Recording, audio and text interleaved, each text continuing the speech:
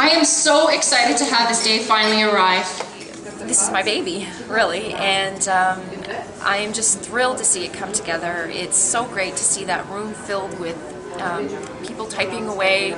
You know, I think that everyone is going to be able to walk away with tangible things that they can start implementing for their business. So I'm just thrilled. I wanted to become an entrepreneur so that I could spend more time with Steffi and my two other babies at home who are 5 and 3. And I wanted to basically find more balance in my life. I wanted to be home with my children more. I wanted to work as well and use my skill set to help other women and other businesses that they run to empower themselves and become better as well. It's a combination of things. When I first had my first son 2.5 years ago, I was looking for baby carriers and there wasn't a lot of selection in my area.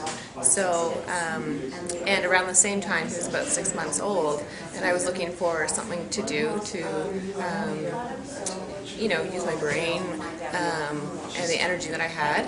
And I wanted to stay home with him as well, so we opened up the online store. What one piece of advice would you give to other parents who might be considering becoming entrepreneurs? Don't think that you're too busy to do the job, to do a business. You can fit anything into the little nooks and crannies, and there are so many nooks and crannies in your life, you just don't realize it. If you start scheduling it out and looking at your calendar, you can fit things in between all the little things.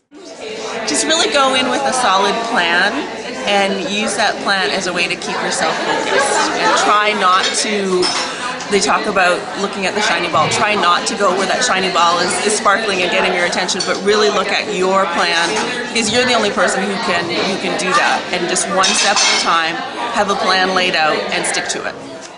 Of a desire for freedom, flexibility, and fulfillment on my own terms that led me to become an entrepreneur.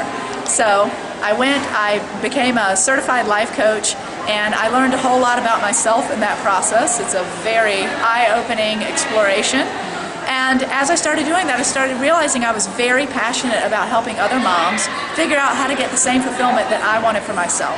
So I fell into it, I became a coach, but even then, I wasn't an entrepreneur. I was getting paid money for work that I did, and I did it well, but I did not know anything about how to manage a business, how to fill a pipeline, how to get new clients, how to brand myself, how to market myself. So it took probably another good 3 years before I actually adopted and accepted the role of entrepreneur.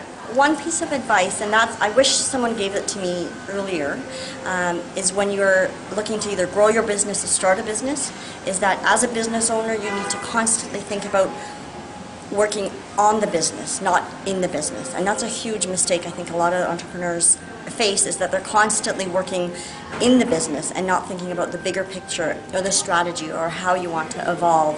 And that's what's going to make your company grow. That's what's going to bring you to the next level. So you need to step out of those daily tasks and learn to let go to be successful. When it comes to parents, it's always a little bit more risky. So typically I would recommend, if you're a small business owner, maybe the one parent start the business, and as soon as the business can sustain both, the couple, that's when you should move across.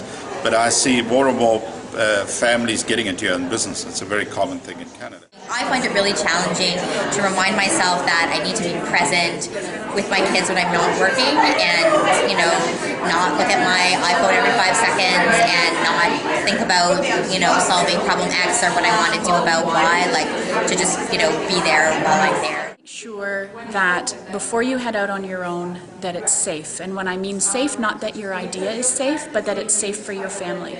Is it financially prudent for you to stop working? Is this a business where you can support whatever need you have? And then do your research on your idea. What else is out there? Who's doing a really good job? Who are your competitors? That would be my biggest piece of advice.